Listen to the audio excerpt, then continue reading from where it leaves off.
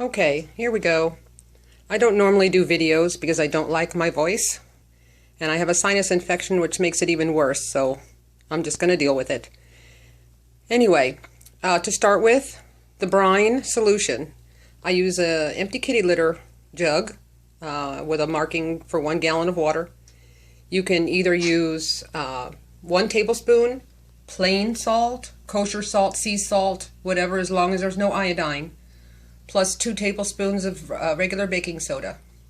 Or what I've started using lately is 2 to 3 tablespoons of washing soda. It seems to work really well. You mix that in hot water so it dissolves better, but I make a gallon at a time and use as I need.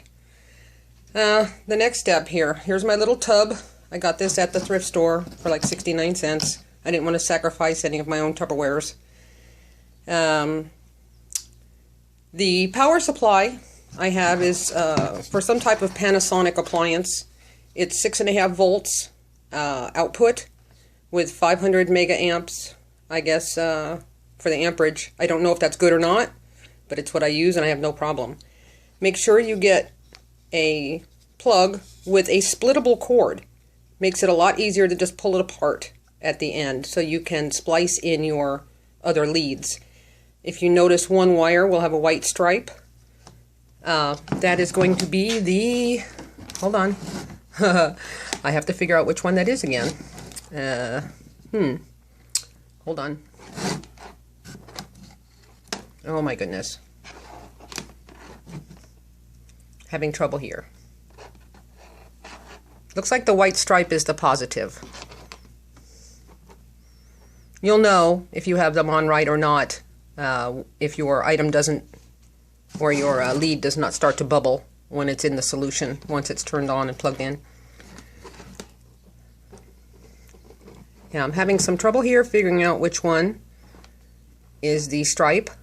Be careful too also, some of the power supplies made overseas have the stripe on the wrong side. So again, just check your polarity if you have a multimeter before you attach your clips. The clips I use are simple test leads. I think this cost me $1, and there's 2 of them in there, and there'll be one positive with two alligator clips on the ends and a black one also. I cut them in half. That way I have 2 positives and 2 negatives. I tried using alligator clips and feeding my own wires in, and after about an hour I still hadn't had one put in correctly, so I went to some leads that had the clips already tied in, and I love them.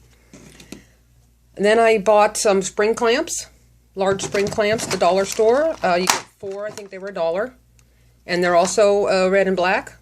So I used the red one to hold my positive end, and my black one to hold my my negative end. Here on my positive end, you see that I have one of those battery cores. I like them a lot. They don't seem to leave as much debris in the water as like a carbon brush from a motor. And they're free, because they're laying all over the desert where I live. Well, out in the desert in the state I live in.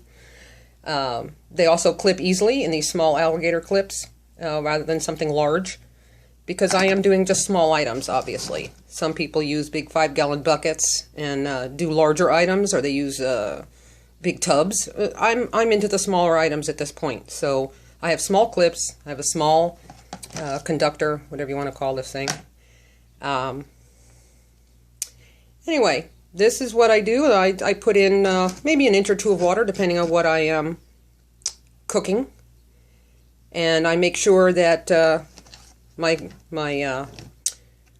whatever you call this thing, anyway, is down in the water, but not the alligator clip. You don't want the alligator clip on the positive side to be in the water, because it will cook away. The alligator clip on the negative side is fine. That's going to be in the water, and it won't cook away.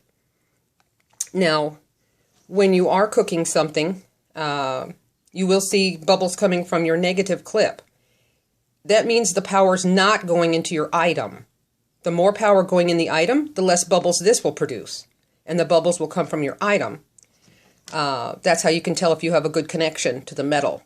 I usually keep moving the clip around on my item and scritching and scratching until I can get a good connection. I see the bubbles coming off my item and fewer coming off the clip. That tells me that I've got a good connection, and I sit it in there and let it cook. Anyway, I hope that helps, and sorry if I talk fast. That's my normal, and I'm nervous because I don't make videos.